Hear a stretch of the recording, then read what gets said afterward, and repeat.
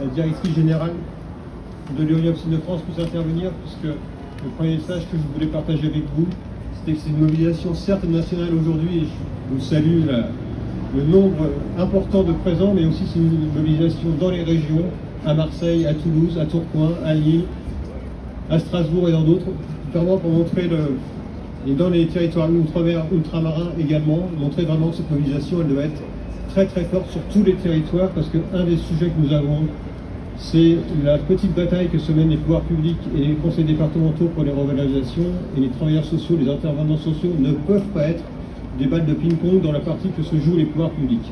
C'est le premier point que je voulais aborder. Et le deuxième point, notre non-revendication concerne tous les secteurs.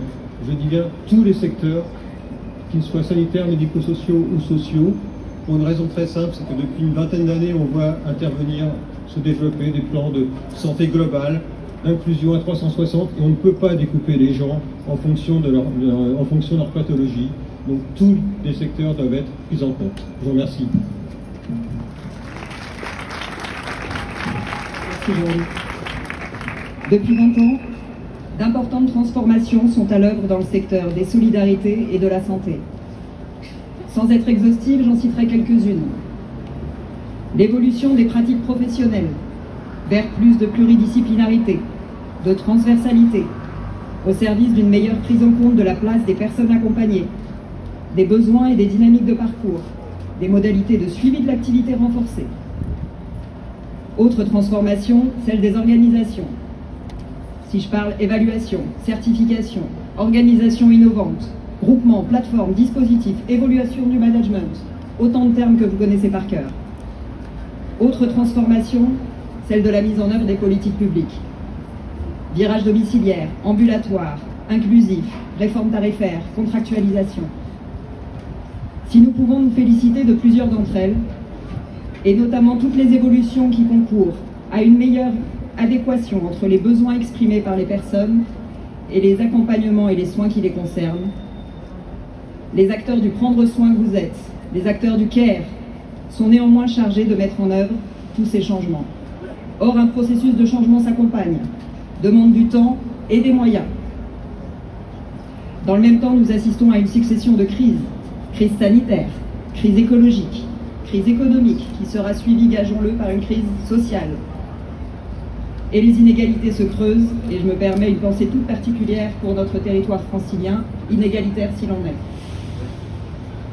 Nous nous réunissons donc aujourd'hui, après de nombreuses actions, depuis 1 an, partout en France, pour maintenir la pression sur les pouvoirs publics, face aux conséquences de ces constats, à savoir des professionnels de tout métier qui démissionnent massivement et des difficultés de recrutement jamais rencontrées auparavant, des organismes de formation qui peinent à remplir les cursus, un mouvement de départ depuis l'Île-de-France vers les autres régions, et partout des trous dans la raquette. Ici, des soins et des accompagnements qui ne peuvent plus être assurés. Là, des accueils qui réduisent leurs horaires, des places qui ferment.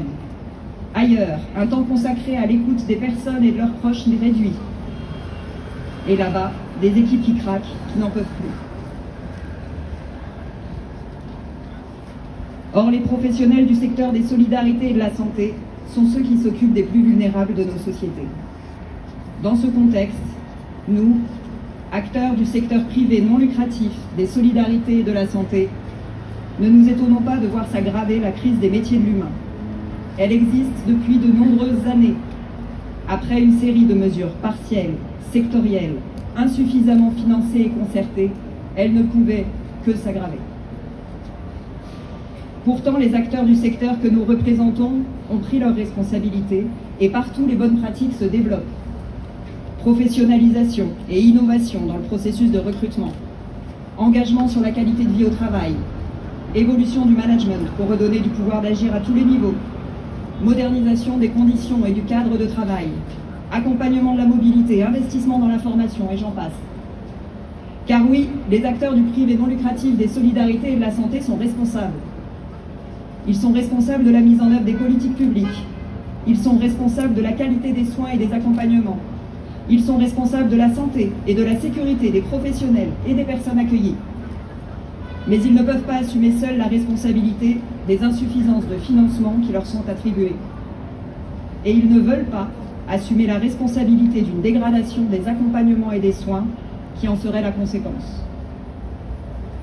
Pourtant, avec un taux moyen de postes vacants dans ces organisations, 6,8% en Île-de-France, avec des salaires qui ont insuffisamment évolué depuis 20 ans, eu égard à l'évolution du coût de la vie, et des inégalités de financement des mesures Ségur selon les financeurs, avec des professionnels exclus de ces mesures, avec une inflation record, plus de 3% en 2022, plus de 5% annoncé en 2023, partout, ces organisations des solidarités et de la santé, ces professionnels et les personnes les plus vulnérables sont fragilisés.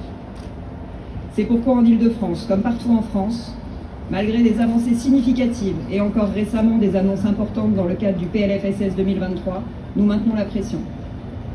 À Paris, c'est le 3e rassemblement de l'année sur la place du Palais Royal. Avec 21 autres fédérations et collectifs associatifs que je salue, nous avons déjà porté ce message le 4 février, puis le 8 juillet dernier.